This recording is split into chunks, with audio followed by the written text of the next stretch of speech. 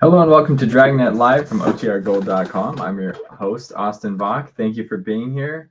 Thank you for supporting this channel. Because of this channel, I get to do some cool things. One of those things, I put a post. If you're a channel member, go check it out. It's a members only post. If you're not a channel member, don't worry. You'll be surprised one day when I drop a video. But go check out the community, or go check out the most recent post. I have another interview coming up. Got confirmation this morning that, green light, things are going to go well. Know that I'm going to have a chance to interview this person about a recent project that they're doing. But I can also ask questions kind of more broadly than that. So if people are saying my mic is bad, hang on. Can you guys hear me? My sound is weird. Did my kids play with my sound?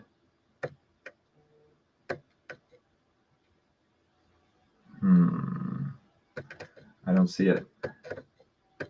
Hang on. It isn't your main mic. Let's see. Testing. Is this better? No?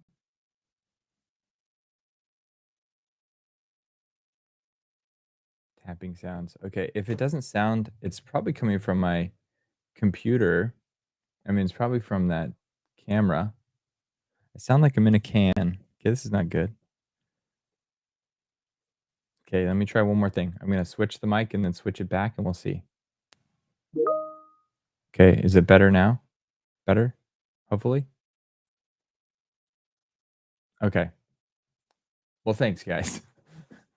You guys keep me on track. Okay, I'm going to keep going. I know there's a delay, so I switched it again before I saw the betters coming in. So hopefully it continues. If not, I'll play with it.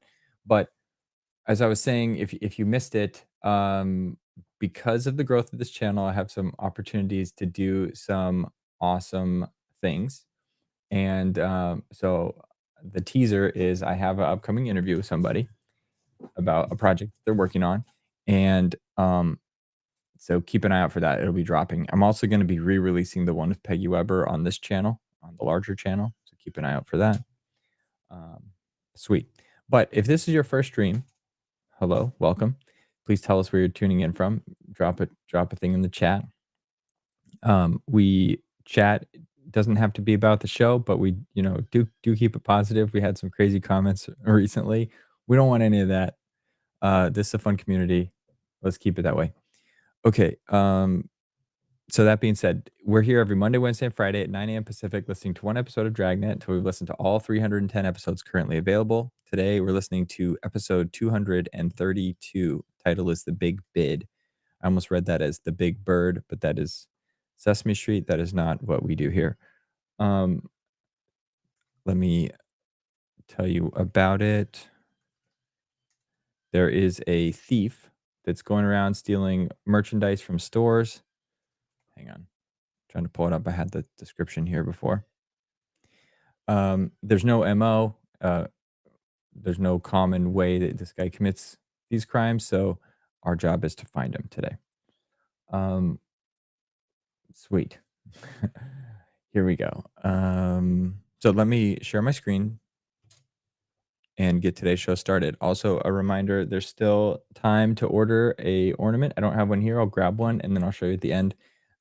If you want one of those, I have some ready. I can get them sent out today. They'll arrive in time for Christmas. It should be the featured product on this link. It looks great and helps support the channel. So if that's something you might enjoy, please consider it. If not, that's cool. Tuning in and commenting is great. Okay, with that being said, I'll go on mute and we'll get today's show started.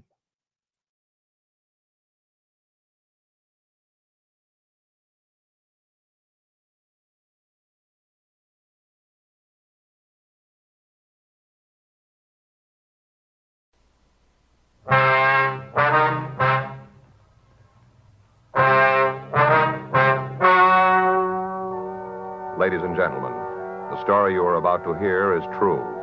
The names have been changed to protect the innocent. Dragnet is brought to you by Chesterfield, made by Liggett & Myers, first major tobacco company to give you a complete line of quality cigarettes.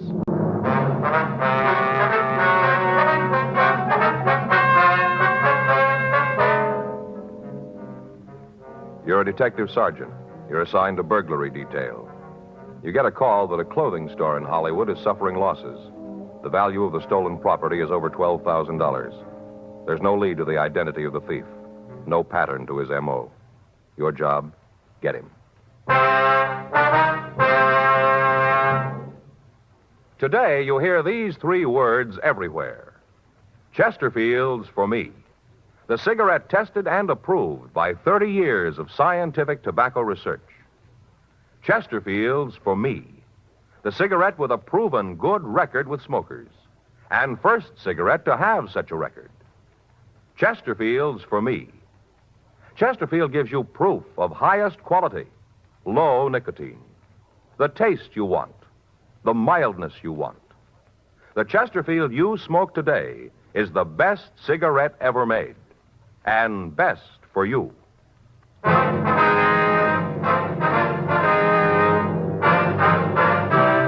Dragnet, the documented drama of an actual crime. For the next 30 minutes, in cooperation with the Los Angeles Police Department, you will travel step by step on the side of the law through an actual case transcribed from official police files. From beginning to end, from crime to punishment, Dragnet is the story of your police force in action.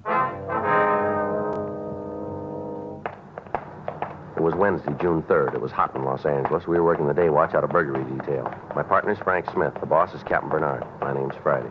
We were on our way out from the office, and it was 9:56 a.m. when we got to 1592 Vine Street, Dodd's men's store. Excuse me? Yeah? Wonder if you can tell us where you can find Leonard Dodds? Yeah, that's him, fella back there in the blue suit. Thank you. Thank you. Well, I don't know how it happened, honey. No, I just came in this morning and I noticed the stuff was gone. Well, the whole shipment of suede coats haven't even been unpacked yet. Yeah, about 24 of them. Were white with a button-down collar. Yeah, I called the cops and the insurance company. Yeah, well, about 12,000. Well, a couple of customers just came in, honey. I'll call you back. Yeah. Well, don't worry about it. Goodbye. Yes, sir? Can I help you, gentlemen? Mr. Dodds? That's right. Police officers. This is Frank Smith. My name's Friday. How do you do, sir? You reported a burglary this morning? Yeah, you guys from Hollywood? No, sir. We're out of Central. I didn't think I'd seen you around here before. You want to tell us what happened? Yeah, come on back to the storeroom. When did you first discover the theft? Well, this morning when I came in, I went back here to unpack some new merchandise, and I found most of it gone. Here, I'll get the door. Now, this is our storeroom. When we get a shipment from the east, the cases are kept here until we get a chance to unpack them and check the invoices. I see. Was all of the stolen merchandise taken from this room? I'm not sure about that. I do know that a shipment of suede jackets and waistcoats was in here. It's gone now. A couple of cases of shirts, too. The only way I'd have of knowing if they took anything from out in the store itself would be to make a complete inventory. Mm-hmm. What do you estimate the loss at? $12,000. When was the last time you saw the merchandise in here? Yesterday afternoon. About what time? Well, I'd have to guess at that. I'd say about 3 or 3:30.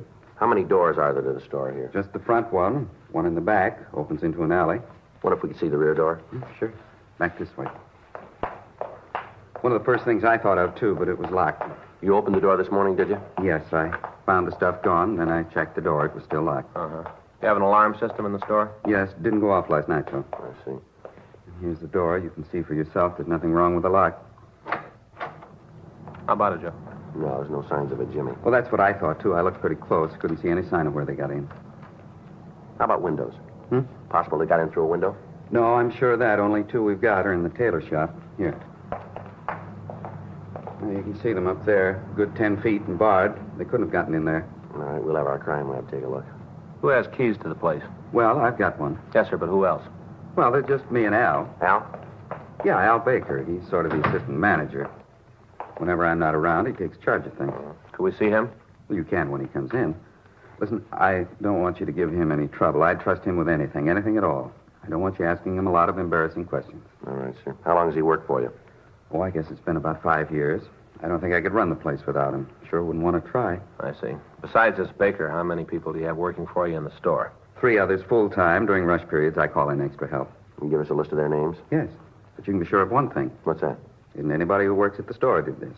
You seem pretty sure about that. Well, I know my people. All of them have been with me for a couple of years. I trust them all. I noticed that you're doing some remodeling here. How about the workmen? Possible one of them took the merchandise? Mr. Friday, do you know how much $12,000 in clothes is?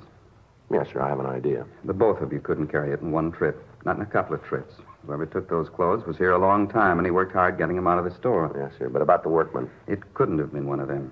None of them have keys to the place. We have to open up to let them in, and they leave before we close. If they tried to get the things out of the store, one of us would have seen it. Couldn't possibly have been one of them. Frank? Yeah. You want to call the crime lab? Sure. Can I use your phone? Yes, it's on the counter in front of the store.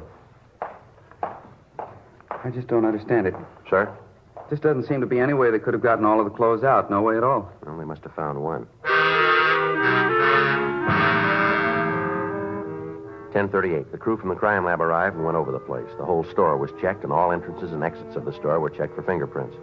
Both the front door and the rear exit were examined, but there was no mark of a jimmy. The windows on the second floor were gone over, but the locks on them were secure, and there was no apparent way they could have been used to remove the stolen merchandise. We talked to the other clerks in the store. From them, we got approximately the same story that we'd obtained from the store manager. They verified that the merchandise had been on the premises at 3:30 p.m. the day before. None of them could say for certain that it was there after that, however. While Frank was checking with the members of the crew from the crime lab, I called the names of the employees into the record bureau for a check. Yeah, that's Baker, B-A-K-E-R. WMA, 46 years, 5 feet 10 inches tall, 156 pounds. Right. What? No, no visible marks or scars.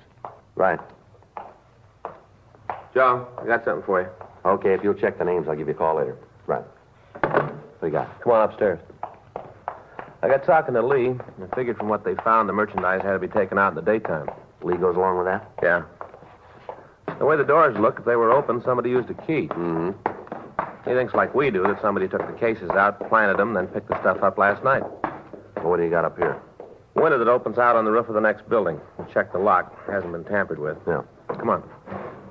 Climb up. No bars on this one, huh? Over here. Right there behind the air shaft. Now, what is it? Take a look. Uh-huh. Shirts. In this one, suede coats. Is this all that was taken? No. Manager says it's about half. No sign of the rest of it, huh? No. Must have taken that last night. Figures the thief will be back tonight for the rest. Well, it'll be here. Mm-hmm. So will we.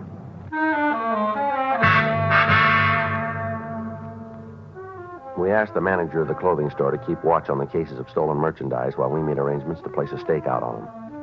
12:14 p.m. The crime lab finished their investigation, and Frank and I talked with Lee Jones. He told us that he checked the fingerprints found on the doors and windows, but that all of them had been eliminated as they belonged to the members of the store staff or to the workmen. He told us that they'd found an impression of a tire print in the dirt of the alley next to the building where the stolen clothing had been found.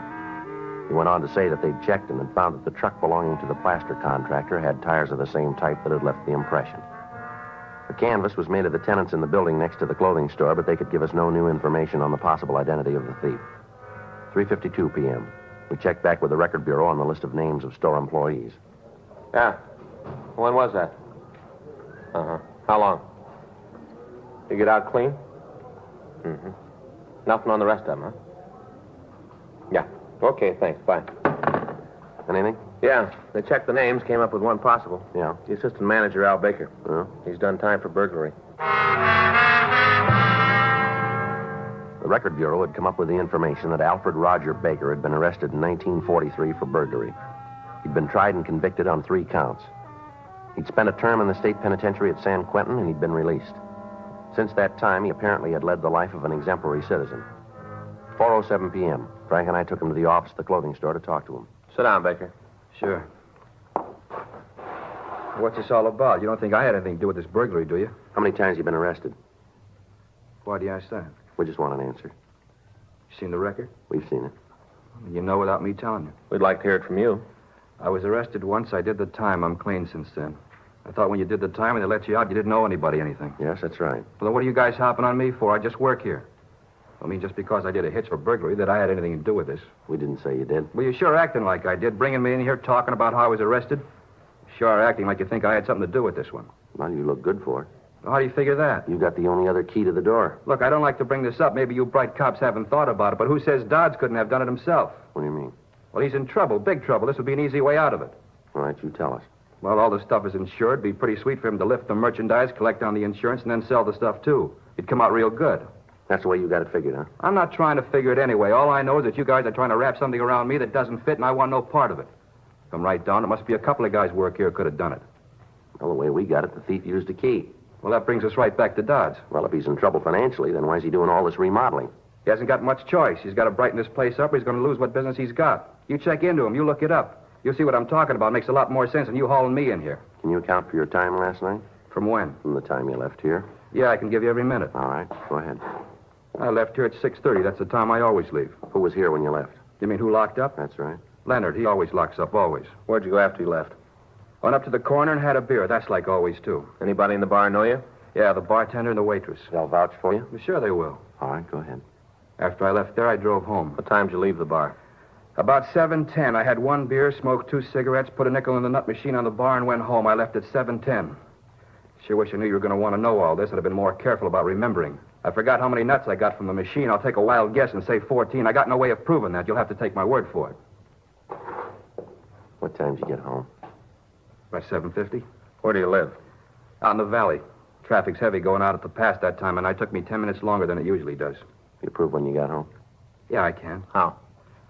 Talk to my wife. We got a time clock on the wall just as you come in the door. I punch in and out. The time will be there. What about last night? I was home all night. I had dinner, sat around and watched television, and went to bed. You didn't leave your house, huh? No, not from the time I got home last night until I left this morning. Pretty bad, isn't it? How do you mean that? I can prove every minute of it. Look, you get off my back, cop. You start looking around, you'll come up with a lot of guys who had a lot more chance and a lot more reason to heist that stuff than I do. That won't be hard because I haven't got any. You sit tight and I'll show you who sold that stuff. Huh? Wait a minute. Where are you going? Just over to the desk. I want to show you something. What? You'll see. Hold it just a minute. Now, you show me what you want and I'll get it for you. Hey, you cops, you never learn, do you? Open the top drawer. This one? Yeah. All right. Now open that one. All right, what do you want? A folder right there. This one? Yeah, that's the one. Put it up on the desk. All right. Go on, open it. Yeah? Now take a good look at the reason the stuff was stolen. What is it, Joe? Bills. There isn't anything in the store that's paid for. Take a look at them yourself. Here. Look here. Past due. Please remit. Your credit is important. Overdue. Past due. Go through the rest of them. They're all like that. There isn't a place in the country anymore that'll extend any credit to Dodds. Not one. You're looking for somebody who had a reason to steal the stuff? Well, there's your answer. You talk to Leonard Dodds. He's got the reason. Come in. Joe, Frank, see you a minute. I'll take it. Okay. Telling you, you got to lean on somebody. You lean on Leonard Dodds. He's the one. Don't come around here bothering me. Joe? Yeah? Yeah, what do you got? He might be telling the truth. Huh? Stuff on the roof. Yeah. It's gone.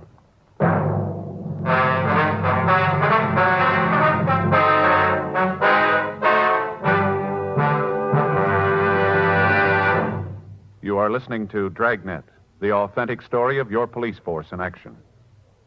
Meet Peter Lind Hayes and Mary Healy, America's favorite husband and wife comedy team. They are typical of smokers everywhere who are saying, Chesterfields for me.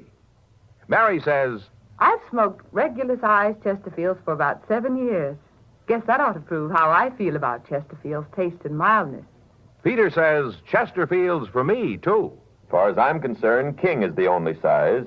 And like Mary says, Chesterfield is the only cigarette. Either way you like them, I'll bet you'll find Chesterfield is best for you. Yes, smoke America's most popular two-way cigarette. Regular and king-size Chesterfield. The best cigarette ever made. And best for you.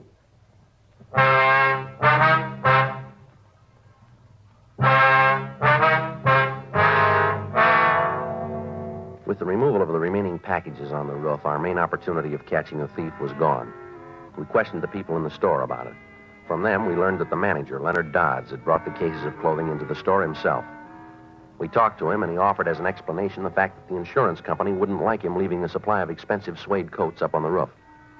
He went on to say that catching the thief was our business, but we were not to interfere with his running of the store and any attempt to apprehend him. We tried to question him regarding the accusations made by the salesman, Al Baker. He said they were ridiculous and that we should know better than to listen to the accusations made by an ex-convict. He went on to say that he resented the questions we put to him and that if we intended to continue, he would have to get in touch with his lawyer. We contacted the office and made arrangements for a stakeout to be set up on the roof of the building next door, and then Frank and I returned to the office to check further on Leonard Dodds. We checked with his bank, and we found that he had several notes on the clothing store. The head of the loan department told us that Dodds' payments had been irregular, and that at the time, he was overdue on one of the notes. We contacted the insurance company and found that Dodds had made a claim on the stolen merchandise that morning and had requested payment as soon as possible. We turned a list of the stolen articles over to pawn shop detail and asked them to see that the information would get into the hands of the second-hand dealers in the city. 10:15 p.m. Frank and I filled out the log and prepared to leave the office. You about ready? Yeah, I'll be right with you. I got it. Burglary Friday. Yes, ma'am. Well, I'm not sure. No, the officer that handled the case isn't here right now. I wonder if I could take a message. Yes, ma'am. He'll call you when he gets in. All right, Yes, all right. If you'll wait just a minute, I'll transfer to the main jail. No, the main jail. They'll probably be able to tell you. Yes, that's right. Just a minute. Hold on, please. Would you give this call to 2949, please? That's right, the bail clerk. Thank you. The woman wants to know how much it's going to cost to get her husband out of jail. Yeah. I got it. Burglary Friday. Yeah, Yeah, that's right, we did. Yeah. Well, when was that? Yeah, that's right. Yeah, okay, we'll wait here. Right, bye. Well, looks like we've got it made, maybe. What do you mean? Radio car out in the Westlake district just picked up a couple of kids. Uh-huh. Both of them were loaded down with clothes. Yeah. Label on them is Dodds Clothing. The radio car officer had told me on the phone that he and his partner, while making a routine patrol of the area, had spotted two boys walking down the streets carrying large quantities of clothing. When they were stopped, the two suspects were unable to account for the clothes, and they were not able to tell the arresting officers where they'd gotten them. In checking the pair out, the officers had called burglary detail, and we'd gotten our first concrete lead to the thief. 10:47 p.m. The two suspects arrived at the office. Their names were checked through R&I, and they were both found to have misdemeanor records listing petty theft and attempted burglary. One of them, Walter Kramer, had been convicted on burglary charges and had been sentenced to Preston School for Boys. He was at the time on parole. While the other boy waited in the squad room, Frank and I questioned Kramer in the interrogation room. How old are you? 18. Where do you live? You know that already. What are you asking me again for? I told the other cop, gave him all the information. Where do you live? 2574 Brandon Street. You want to tell us where you got the clothing you had when you were picked up? You're smart cops. You figure it out. You on parole now? No, I got out clean. Are you still that way? That depends on how you read this one. Where'd you get those things? I found them. You expect us to buy that? I don't care if you buy it or not. It's the truth. You're pretty heavy, aren't you? I've been around. That time up at Preston didn't do you much good, did it? You'd be surprised what I learned up there. Not what you were sent there for. That depends on where you're sitting. You were picked up carrying a load of stolen clothes. You want to tell us where you got them? You tell me. Now, come on, kid. Where'd you get the clothes? You going to play it that way, are you? There ain't any other. Where were you yesterday? Starting when? From when you got up? I got to tell you all that? We want to hear it.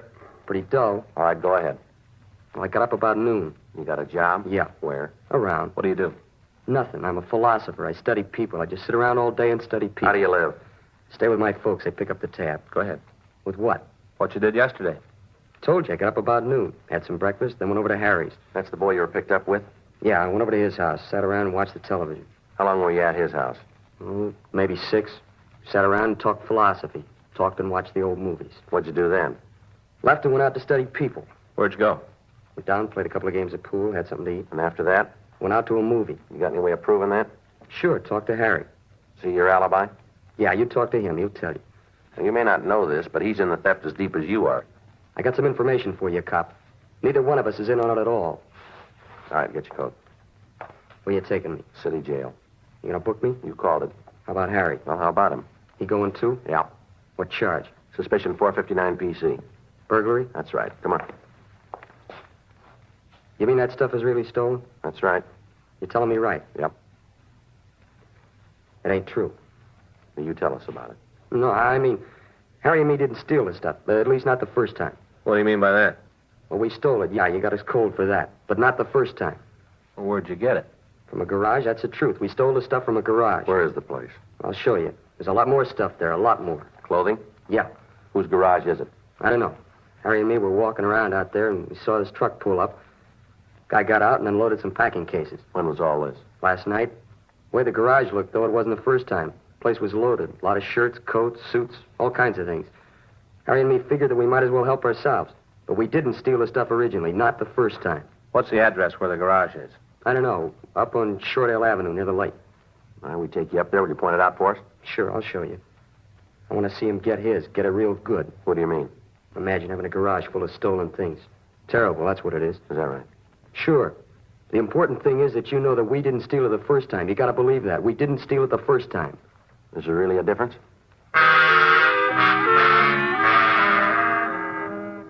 12:15 a.m. We talked to the suspect that had been picked up with Kramer. He gave us substantially the same story that we'd gotten from the first boy.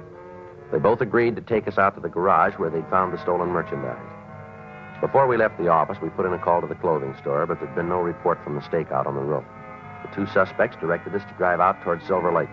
We took the freeway out to Glendale Boulevard and turned right. We drove out to Loma Vista, and then we turned right again. The boys directed us up the hill and then onto a side street. We went about a half a block farther before they pointed out the house to us. We drove down the street and parked the car. Frank and I and the two suspects walked back to the house and into the rear of the yard. A two-car garage in the rear of the building was unlocked. We went in. Scattered around the place, we found several large packing cases of clothing. The labels on them were from some of the most exclusive men's stores in the city. There was no question about it. This was the plant for the stolen merchandise. Frank stood by the back door of the house, and I went up on the front porch and rang the bell. Yeah? You're Martin Hetman, aren't you? Yeah, do I know you? My name's Friday, police department. Oh, yeah, I met you over at Dodge. What is it, some more questions? Yeah, a few. Kind of late to come around, isn't it? Well, maybe a little. We're just going to turn in. Can you wait till the morning? I could come down to the police department. No, I'm afraid we're going to have to talk tonight. Oh. Okay, come on in. Thank you. Anybody else in the house? Just my wife and the kids. Where are they? Upstairs, they're all asleep. I told you I was just going to turn in. Mm-hmm. That garage out back, does that belong to you? What? The garage out in the back of the lot, is it yours? Yeah, it's mine. Why? What do you use it for? What do you use a garage for? I keep the truck there. Well, where's the truck tonight? I left it at a service station down on Glendale Boulevard. Having a grease and the oil change. Why? Anybody else use the garage besides you? No. Everything in it belong to you? You mind if I call my lawyer? Well, you can do that from downtown. You arresting me? Yes, sir. You found the stuff, huh? We found it. That cigarette? Yeah, here. Here's a match. I guess I should have gotten it out of the garage sooner. Mm. Figured on it first thing in the morning. When you talked to me this morning at Dodge, I should have known. Should have known right then. I didn't think you'd figure it this way. All right, come on, get your coat. Yeah, just let me finish the cigarette. You sure had it figured. Going real good. Want to hear about it? All right. Well, I'm a plastering contractor. You know that. Yeah, you told us that this morning. Well, I bid on the jobs. All the contractors submit bids on how much we'll do the work for. You know what I mean? Mm-hmm. I always got in with a low bid. Used to drive the other contractors crazy. Never could figure out how I could come out on it. You see it, though, don't you? Well, you tell me. Well, you see, if a job would cost me, say, $3,500 to do, I'd put in a bid for $2,500. I always get the job, and then I'd steal the other $1,000 of merchandise, see? Mm-hmm. That way, I could come out and nobody get hurt. What about the store owner? They weren't insured. Only body in the middle was the insurance company, so you see, nobody really got hurt. You about finished with that cigarette now? Yeah, just about. You're pretty lucky, you know? Is that right? Yeah, sure. This was going to be the last time. I figured that after this, I'd be able to go it straight. Got my equipment all paid for, money in the bank. Figured I could go it straight. This was going to be the last time. Well, you were right, weren't you? Hey, you mind telling me something? What's that? How'd you tag me? How'd you find out? We caught a couple of kids breaking into the garage. They'd stolen some of the clothes. They were picked up, and they pointed the place out to us. Kids? That's right. Oh, about that. That's really terrible, isn't it? What is? Oh, this younger generation. I had legitimate reason. I was just trying to come out. Wasn't anybody going to get hurt my way. But those kids. I hope you're going to put them away for a long time, little thieves. Come on, get your coat. Let's go. That's just awful. No sense of honesty at all. I sure hate to think of what the world's coming to. You want to tell me something, Hetman? Well, sure. What do you want to know? Well, you said you just stole the difference between what you agreed to do the job for and what it really ought to be. I got it right? Yeah, just the difference. Well, you hit the Dodge store pretty hard, didn't you? $12,000 worth? Well, you see, that was a kind of a deal. Well, I didn't get anything on the last job, not a thing, so I had to make up for it, you see what I mean? yeah. I had to come out some way. Nobody'd expect me to take a complete loss, would they? I wouldn't know about that. I just wanted what I had coming. Yeah, well, you're going to get it this time.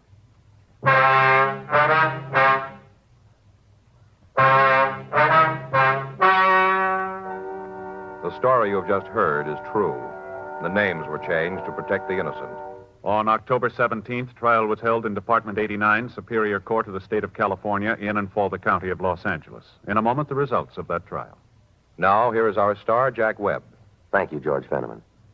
Friends, the next time you buy cigarettes, I wish you'd give our Chesterfields a try. Now, that's all we ask. Just try them, because these cigarettes do a better job of selling themselves than anything I could say. Either way you buy them, regular or king size, I know you'll like them, because they smoke mild and they're really satisfying. Join the millions of smokers who've made Chesterfield America's most popular two-way cigarette. And when you do, I'm convinced you'll agree that Chesterfields are best for you.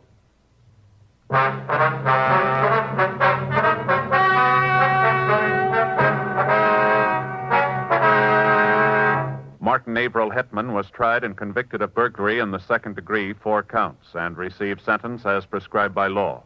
Burglary in the second degree is punishable by imprisonment in the state penitentiary for a period of not less than 1 nor more than 15 years, or by imprisonment in the county jail for not more than 1 year. Walter James Kramer and Samuel Arthur Nicholson were tried and convicted of burglary in the first degree. Burglary in the first degree is punishable by imprisonment in the state penitentiary for a period of not less than 5 years.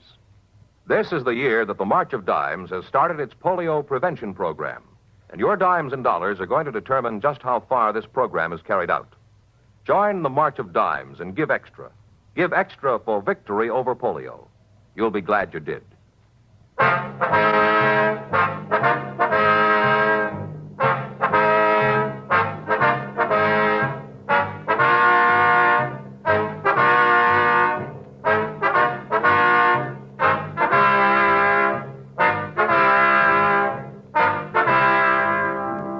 You have just heard Dragnet, a series of authentic cases from official files.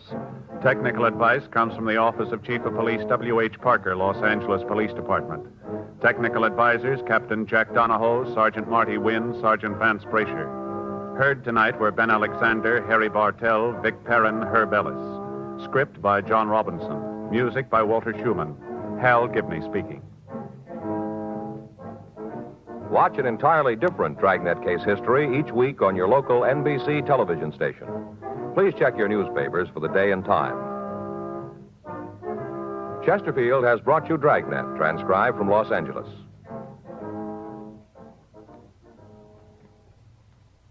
This is it. Say thousands of filter tip smokers who have switched to L&M filters. At last, a filter tip cigarette with plenty of good taste. And a pure, non-mineral filter. You get effective filtration because only L&M filters use alpha cellulose, entirely pure and harmless to health. It's the light and mild smoke. Much more flavor, much less nicotine. This is it. As Rosalind Russell puts it, L&M filters are just what the doctor ordered. Today, buy L&M filters.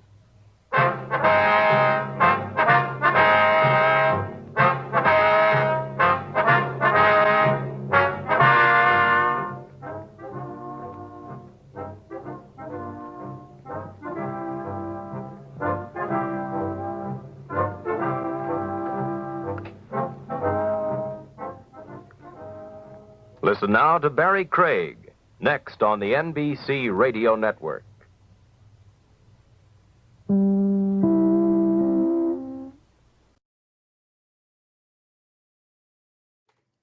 Okay.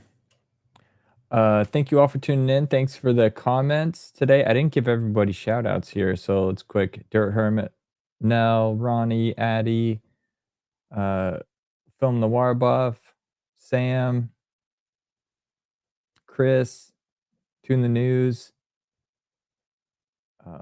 Teddy. I'm going to miss some people now because I'm going the whole thing and scrolling fast. So if I miss you, I'm sorry. Also, Dirt, you mentioned Dragnet with Muppets would be great. I was talking about the Muppets earlier today. I agree with you. I saw that. I was going to respond.